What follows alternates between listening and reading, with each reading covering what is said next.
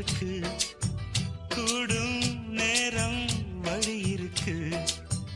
இருக்கிற நாள இருவரும் சேர்ந்து